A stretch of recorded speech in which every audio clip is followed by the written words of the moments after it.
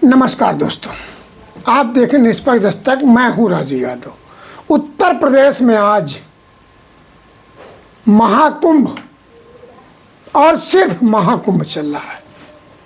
144 वर्ष बाद ईश्वर की अनुकंपा से यह संयोग बना है। बिरले ये समय आता है, ये तिथि, ये समय प्रयागराज के भाग्य में आया है। यहाँ पर महाकुंभ में करोड़ों करोड़ लोग प्रतिदिन स्नान करते हैं, आस्था की डुबकी लगाते हैं। इस आस्था की डुबकी में मौनी अमावस्या के दिन लगभग 10 करोड़ लोगों के डुबकी लगाने के आसार हैं। सोचिए, उस ग्राउंड पर आदमी राई के दाने के भांति नजर आएगा। इसी को कहते हैं आस्था। जब आस्था होती है तो सब कंट्रोल ईश्वर के हाथ में होता है। इतनी बड़ी भीड़ को मैनेज करना इंसान के बस की बात नहीं है। जो आस्था पर उंगली उठाते थे उन्होंने भी डुबकी लगाई। वो अलग बात है, आस्था करते थे, वो दिखाते नहीं थे, लेकिन समय के साथ चलना मजबूरी है। इसी क्रम में अखिलेश यादव भी, सपा सुप्रीमो अखिलेश यादव भी आस्था की डुबकी लगा चुके हैं। इससे पहले वो व्यवस्था की बात करते थे, होनी भी चाहिए, विपक्ष है, अच्छा कार्य हो इसलिए सरकार की आलोचना भी जरूरी है।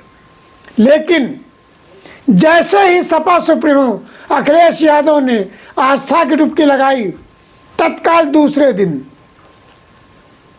देश के रक्षा मंत्री ने परिवार सहित आस्था की डुबकी लगाई। इस पर चर्चा कोई नहीं करता। क्यों नहीं करता मुझे नहीं पता। लेकिन जैसे ही अखिलेश यादव ने आस्था की डुबकी, एक नहीं, दो नहीं, 11 डुबकी अखिलेश यादव ने आस्था की लगाई। इस आस्था की डुबकी में अखिलेश यादव ने बड़ा संदेश दे दिया। उन्होंने कहा, महाकुंभ के पावन अवसर पर संगम में एक डुबकी माँ त्रिवेणी के प्राण के नाम की लगाई, एक डुबकी आत्म ध्यान की लगाई, फिर सर्व कल्याण की डुबकी लगाई। यही नहीं रुके, सबके उत्थान की डुबकी भी अखिलेश यादव ने लगाई। एक डुबकी देश के और प्रदेश की मान की लगाई, एक डुबकी प्रदेश के और देश के सम्मान की लगाई, एक डुबकी सर्व समाधान की लगाई।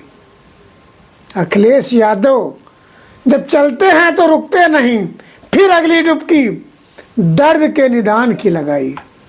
अखिलेश यादव मान रहे हैं कि प्रदेश और देश की जनता में दर्द बढ़ गया है। अगली डुबकी प्रेम के आह्वान की लगाई, फिर नहीं रुके, फिर डुबकी देश के निर्माण की लगाई। आखिरी डुबकी एकता के पैगाम के नाम की लगाई। आखिर अखिलेश यादव इतनी डुबकी क्यों लगाई? उन्हें ट्वीट कर बताया कि ये डुबकी क्या है और किस लिए लगाई।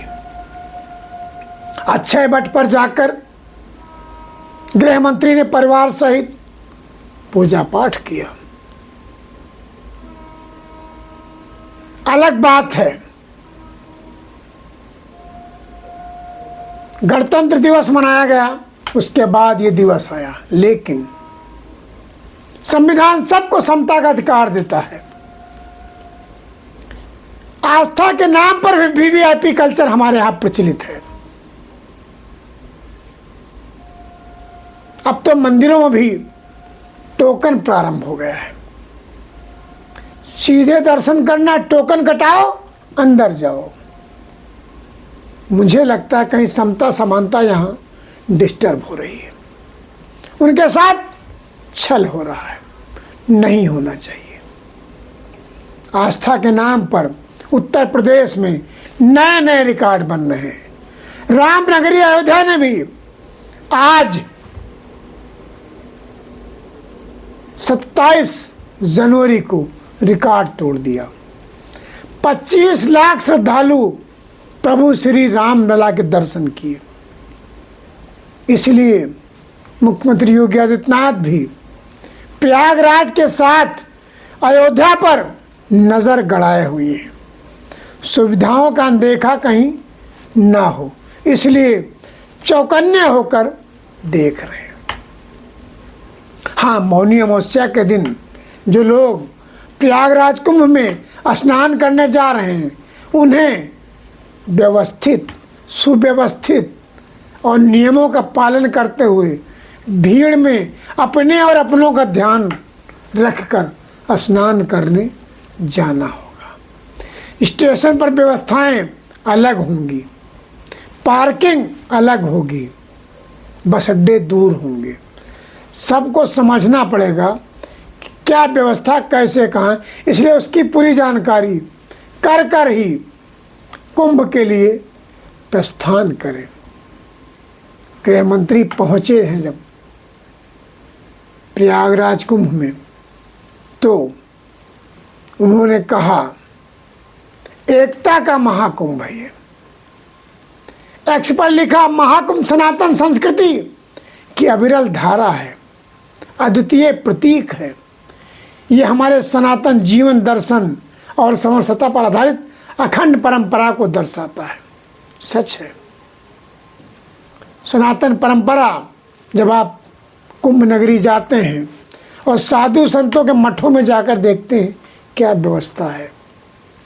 कोई प्रकृति की तरह प्राकृतिक रूप से प्रकृति की गोद में रहता है, कोई निवस्त्र है, कोई एक पैर पर खड़ा है, कोई एक हाथ उठाए है, कोई कांटों पर लेटा है, कोई पूरा नग्न है, कोई आधा नग्न है। बात करो, कहते हैं समाज के कल्याण के लिए हम ऐसा कर रहे हैं, और सच भी है। आस्था है तो अस्तित्व है। कुछ लोग कहते हैं आस्था के खेल में अस्तित्व खतरे में है, ये वो जाने, लेकिन आस्था है तो अस्तित्व है। महाकुंभ नगरी में आप देखेंगे, कहीं पर आपको नजर आएगा बाबा रामदेव के साथ मुख्यमंत्री योगी आदित्यनाथ आपको एक पैर पर खड़े नजर आएंगे। ये भी एक आस्था है। कहीं योगी स्नान करते दिखते हैं, कभी अमित शाह डुबकी लगाते नजर आते हैं। इन्हीं सब के बीच अखिलेश यादव भी डुबकी लगाते हैं। अखाड़ों के प्रमुख संत भी डुबकी लगाते हैं। यही सनातन है, यही आस्था है। खैर, एक नया इतिहास रच रहा प्रयागराज। बाकी की खबरों के लिए आप देखते रहिए निष्पक्ष दस्तक।